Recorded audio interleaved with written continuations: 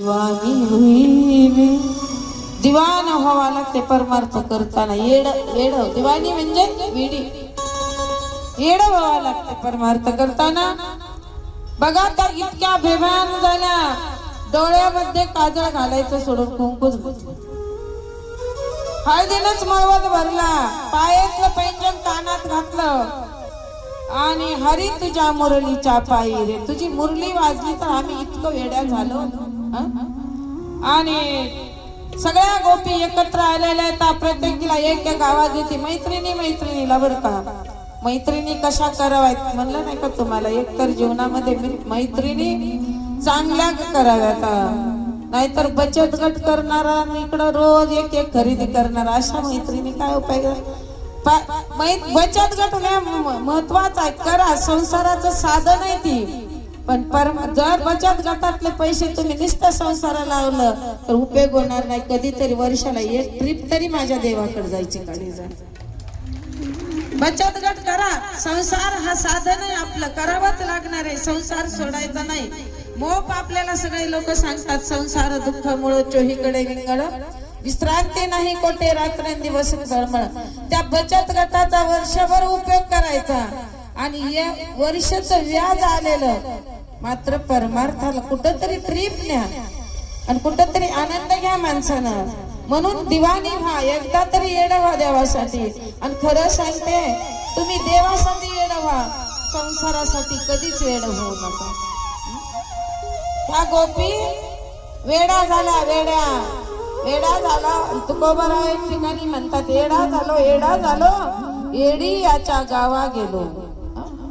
म्हणून आज लोक आपल्याला परमार्थ करतात। मला सुद्धा लोक म्हणत होते त्या लोक व्हायचं काय ऐकायचं उठलं सुटलं त्यांचं दुसरं काहीच मी म्हणायचे नका ऐकू माझं मला घेणं नाही देणं नाही। मी मैत्रिणीच करीत नव्हते खोटं सांगत नाही एकदा करून फसले पुन्हा केलं नाहीत मैत्रिणी कराव्यात पण कशा कराव्यात आपल्याला सन्मार्गाला नेणारे असतात तर जर आपल्याला नरकाला नेणारे असतात तर त्यांचा संग सुद्धा ठेवू नका।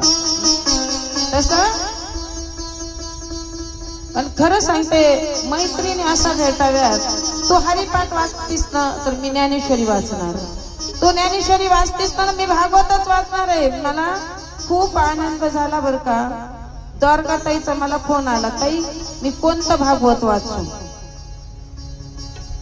कोणतं भागवत वाचू मी ही मूळ स्कंद भागवत वाचू का नाथाचं। मी म्हणलं मूळ स्कंद भागवत वाचायला 1 वर्ष लागते ती बी रोज जर तुम्ही 50 पानं घेतले तर तुम्ही म्हणलं मी नाथांचं आणलेलं मी म्हणलं नाथांचं आणा पण नाथाचंच वाचा पण ती भागवत ही भागवत वेगळं नाही। मला एवढा आनंद झाला की 8 दिवसाच्या मैत्रीमध्ये आपल्याला एक मैत्रीण म्हणते की मी कोणतं भागवत वाचा। माझा त्यांचा परिचय नव्हता हा शाळेमध्ये फक्त आमचं सहज भेट झालेली होती। मला पहिला आनंद झाला की माझी मैत्रीण एक भागवत वाचायला लागली। नरकाला नेणाऱ्या मैत्रिणी काय उपयोगाच्या होतो मलाच म्हणतात तुला काही कळत नाही। मला म्हणलं बरं झालं मला कळत नाही ती मला जर कळालं तर मी सुद्धा तुमच्यासारखी संसारात रमून जाईल। बरेच लोक मला म्हणतात तुम्हाला काही कळत नाही नाही कळत नाही तर नाही कळलेलं बरं आपल्याला। तसं येडी झाले दिवाणी झाली गोपी दिवाण्या झाल्या येड्या झाल्या नामासाठी भगवंतासाठी आणि आवाज आला बासरीचा तसा सगळ्या गोपी एकत्र आल्या आणि एक गोपी काही केलं ती आली नाही। सगळ्या म्हणायला अगं आपण सकू आला ठोकू आलात मीरा आला जना आली पण आपली सकू आलेली नाही तिला बोलवाय गेलं। सगळ्या गोपी तिच्या दारात गेल्या तिला आवाज दिल्यास तिचा पती बाहेर आला कुणाचा त्या सकू मैत्रिणीचा पती बाहेर आला म्हणला ए तुम्हाला काही काम नाही तुम्हाला कुठं जायचं ते जा माझी बायको येणार नाही। मी तिला बांधून ठेवलं आणि खरंच तिला पतीनं आतल्या घरामध्ये बांधून ठेवलं खोलीमध्ये। सगळ्या म्हणल्या बघा सगळ्याच्या आधी तीच निघालती आणि तिच्याच पतीनं येऊ दिलेलं नाही तिला। मग ह्या गोपी गेल्या मस्त त्या मधुवनाच्या ठिकाणी रसलीला करण्यासाठी वृंदावनाच्या ठिकाणी गेल्या। त्या ठिकाणी गेल्या आणि सगळ्या म्हणल्या चला गा आपण एकत्र येऊ कृष्णाला आवाज देऊ एक नाही या जग जेठी तेही भेटी एक वेळ या रे कान्हैया रे कान्हैया रे जगदेवी कान्हैया रे कान्हैया रे कान्हैया रे जगदेवी कन्हैया रे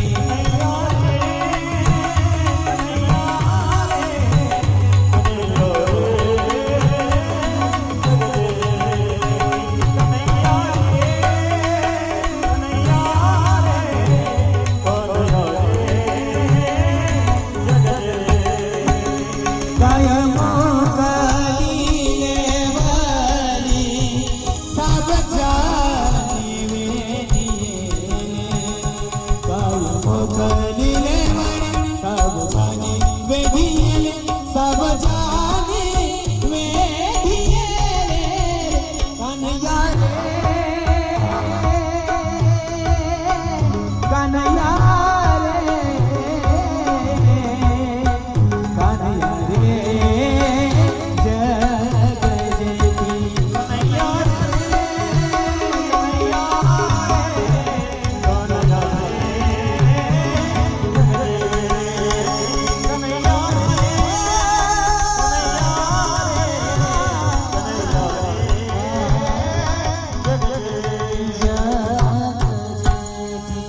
गोपी व्याकुळ झालेला आवाज देतात, ए कन्हैया कन्हैया कन्हैया. भगवंत त्या ठिकाणी आले, सगळ्या गोपी आलेल्या येतात, पण ती जिला बांधून ठेवलं होतं का ती सगळ्याच्या अगोदर कृष्णाच्या जवळ दिसली. गोपी म्हणल्या, वा अगं बाई हिला तर येऊ दिलं नाही तिच्या मालकाने, तिनं तर ती म्हणला की तिला बांधून ठेवलंय मी. अगं तू कधी आली, तू कधी आली म्हणलेस. ती म्हणली तुम्ही आवाज देत होता त्याच्या आधी मी इथं आलेली, कारण की मनानं ती अगोदर तिथं आलेली होती, ध्येयानं नव्हती आली. तसं करता करता त्या ठिकाणी रासलीला सुरू झाली. रासलीलेमध्ये गोपी आणि कृष्ण, एक गडी एक गोपी, एक गडी एक गोपी. गडी दुसरा नव्हता, अनंत रूप माझ्या भगवंतानं घेतले होते. अनंत रूपे अनंत वेशी देखिले म्या त्याशी, बाप रखमा देवीवरून खुन बांधली कशी. अनंत प्रत्येकी सोबत आपलं आपलं रूप आहे. प्रत्येकीला एवढा आनंद झाला, प्रत्येकीला वाटायला लागला ना कृष्ण माझ्या जवळ आहे, प्रत्येकीला वाटायला देव माझ्या जवळ आहे, देव माझ्या जवळ आहे. कारण की तिला तिच्यापासला दिसत नव्हता आणि तिला तिच्यापासला दिसत नव्हता. देव आपलं रूप लगेच त्या ठिकाणी अदृश्य करायचा. करता करता रासलीलेला सुरुवात झाली. सुंदर अशी रासलीला चालू झालेली आणि त्या रासलीलेमध्ये गोपी कृष्णासोबत टिपरे खेळायला लागलेले. काल आपण खेळलात ना टिपरेचा डाव, तसा प्रत्येक गोपी कृष्ण, गोपी कृष्ण, गोपी कृष्ण. काय सुंदर वातावरण दिसत असेल. हा आहेच कसा राजस सुकुमार मदनाचा पुतळा रवी शिशकला लोपली. इतका सुंदर भगवंत. त्या गोपी प्रत्येक जणीला वाटायला लागला देव माझ्या जवळ आहे, देव माझ्या जवळ. प्रत्येकीला अहंकार यायला लागला आणि एवढ्याच वेळामध्ये त्या रासलीलेची जी चरणाची धूळ होती ती कैलास पर्वतावर गेली. कथेत लक्ष असू द्या, विक्षेप करू नका आता कथेमध्ये थोडं. आणि रासलीलेमध्ये तर जे काही वातावरण तयार झालेलं, कैलास पर्वतावर गेलं. कैलास पर्वतावर शंकर भगवंत ध्यान करीत होते. आवाज आला म्हणून शंकर भगवंत ताड दिशेने उठून उभा राहिले. पाहतात तर खरी रासलीला चालू झालेली आहे. निघाले शंकर भगवंत. पार्वती मातेश्वर सती माता आडव्या आल्या. ओ कुठे निघाला भोलेनाथ? मी रासलीलेला निघालो, मला पण येऊ द्या. ज्या दिवशी देव जन्माला त्या दिवशी मला येऊ द्या. येऊ दिलं नाही तुम्ही मला, आता तरी मला सोबत घेऊन चला. त्यावेळेला शंकर भगवंत म्हणतात, पार्वती तुला जर न्यायचं म्हणलं तर 3 दिवसांना अगोदर सांगावं लागतं.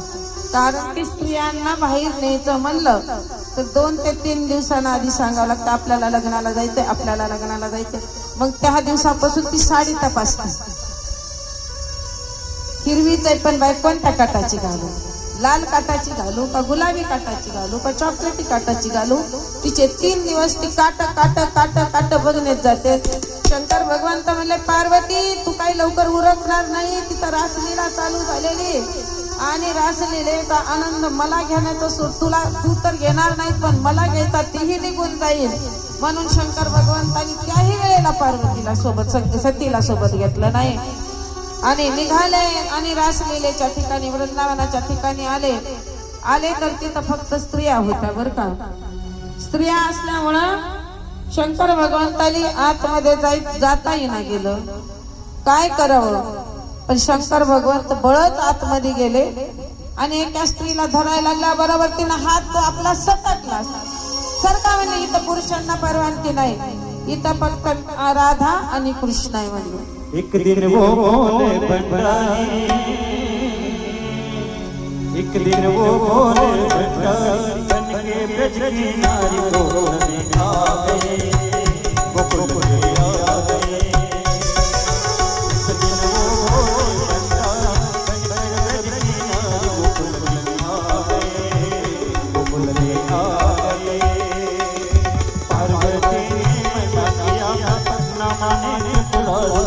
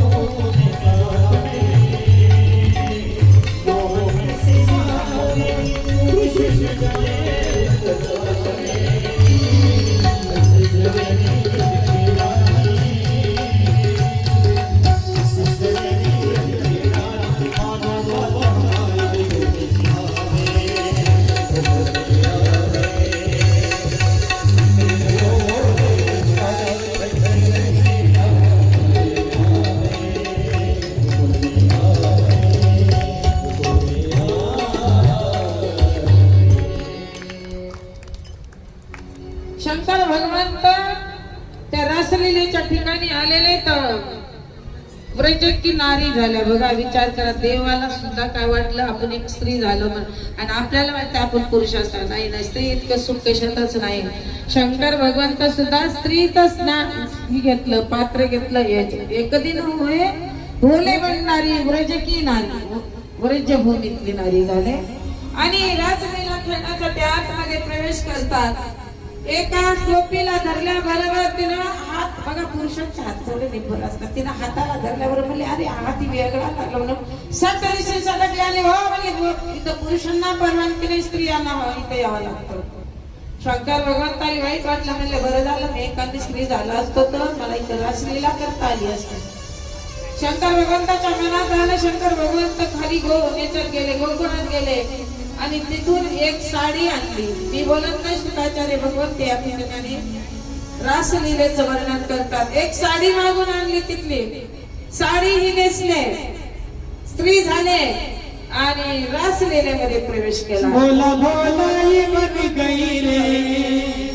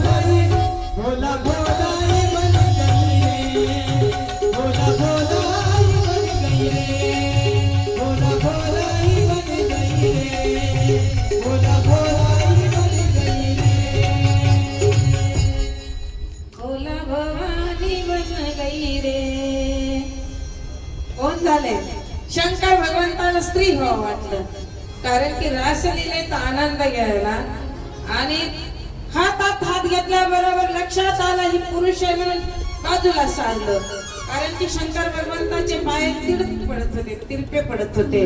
रासलीलेमध्ये शंकर भगवंताचे पाय जे होते ना तिरपे, कारण की शंकर भगवंताला फक्त तांडव नृत्य करता येते, की आनंद नृत्य करता येत नव्हतं. त्याच वेळेला गोपीनं ओळखला, म्हणली हा भोला, म्हणली सरक बाजूला, आणि शंकर भगवंताला बाजूला केला. आज ही वृंदावनाच्या ठिकाणी गेला तर त्या ठिकाणी अर्धा गोपीश्वर भगवंताचं मंदिर आहे, कारण त्यांनी गोपीचा अवतार घेतला त्या ठिकाणी, म्हणून गोपीश्वर भगवंत म्हणून आजही त्या ठिकाणी तो मंदिर आहे.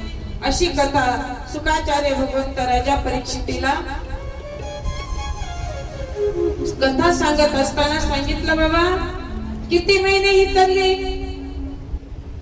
किती महिने, किती दिवस, एक दिवसासाठी सांगितलं होतं. गोपी काय म्हणलं तर देवा आमच्यासाठी एकच रात्र आम्हाला दे, जास्त नको देऊ.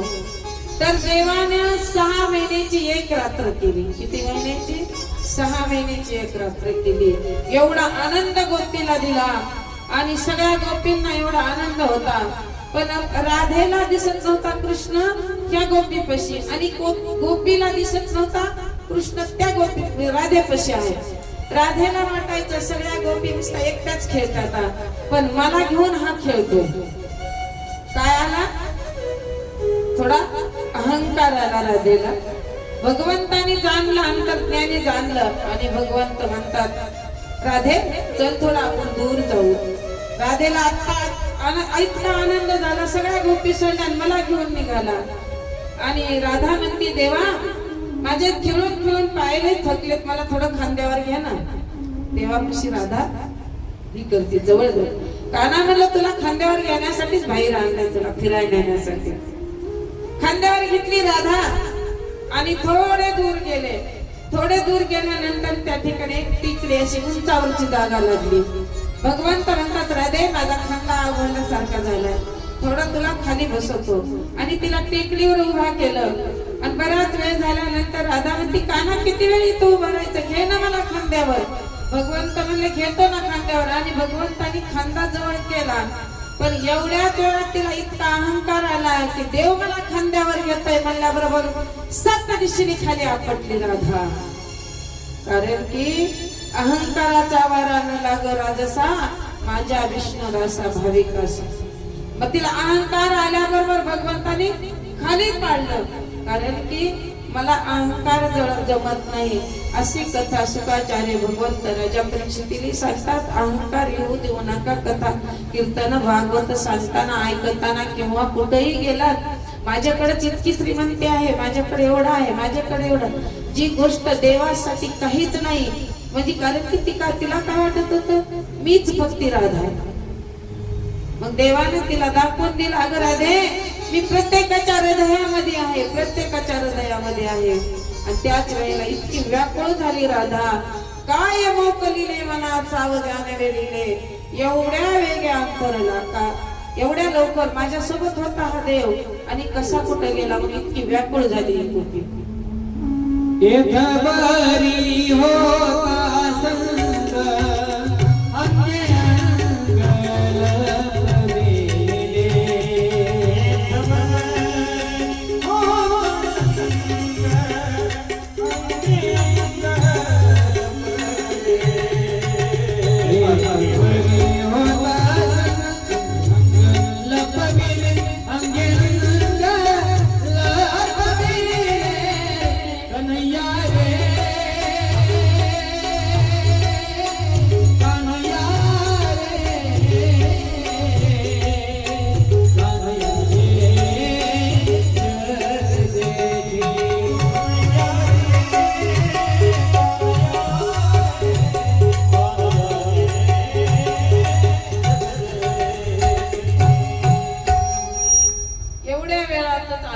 म्हणजे माणसाला मोह झाला, अहंकार आला की देव आपल्यापासून दूर होतो.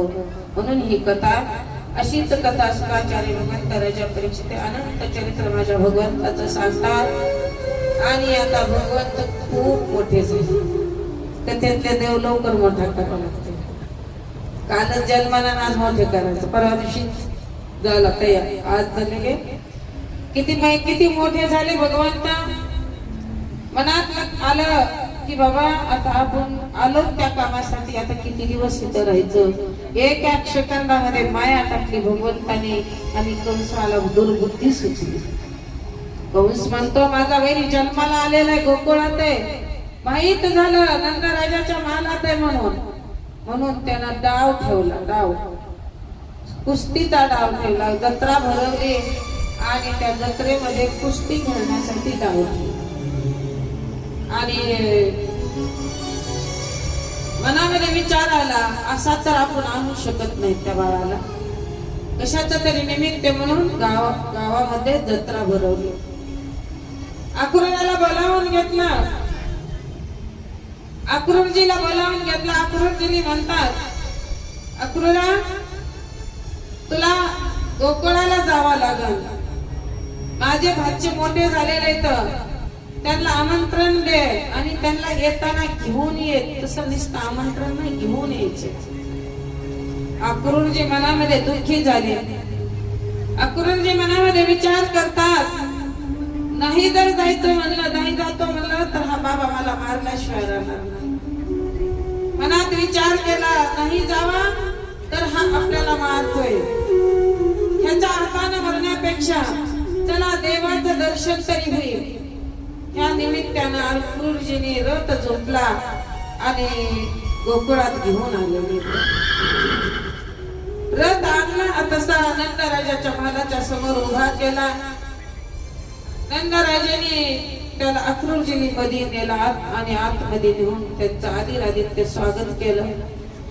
आणि बराच वेळ झाल्यानंतर हा अक्रूरजी म्हणतो नंदराजाला, नंदराजा मी का आलो तुम्ही मला विचारलं नाही, पण मी आता सांगतो कुठे तर तुमचे दोन्ही बालक असणारे का, मला त्यांना भेटायचंय. सांगितलं नाही मी त्यांना न्यायला आलो नाही, मी त्यांना भेटण्यासाठी आले. कुठे त्यांनी सांगितलं दोन्ही बालक असणारे गायीचं रक्षण करण्यासाठी वनामध्ये गेलेले, तर गायी चालण्यासाठी. मग केव्हा येतात त्यांनी सांगितलं, त्यांनी सांजेच्या वेळेला येतात. आणि हा अक्रूरजी त्या रस्त्यात एकदम असं त्या ठिकाणावरती गायी घेऊन येत होते, त्या रस्त्याच्या दिशेला जाऊन उभा राहिले. मनामध्ये एवढं प्रेम टाकून आलं होतं की मला प्रत्यक्ष भगवंताचं दर्शन होणार आहे, पण मी मात्र कशा ह्यानं दर्शन घेणार आहे तेही दुःख होत होतं. वाईटही वाटत होता, आनंदही वाटत होता. आणि एवढ्याच वेळामध्ये तिन्ही सांजेची वेळ झाली.